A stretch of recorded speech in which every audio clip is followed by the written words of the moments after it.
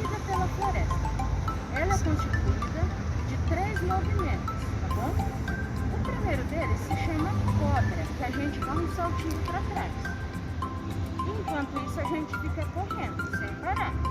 O segundo deles se chama poça.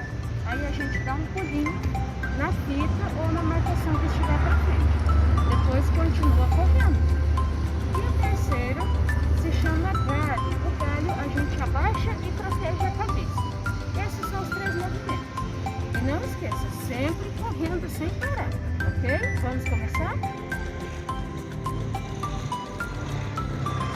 Cobra.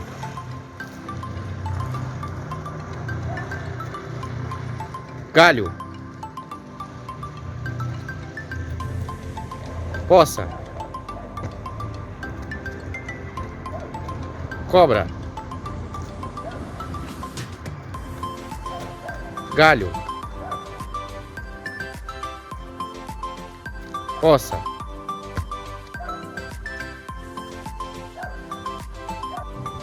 A outra atividade de hoje se chama Desafio dos Apoios.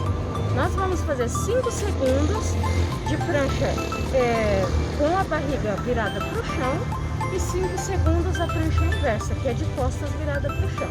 Vamos lá? 1, 2, 3, 4, 5. Virou.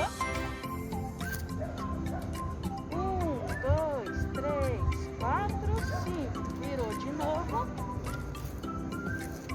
1, 2, 3, 4, 5. Virou. Última vez.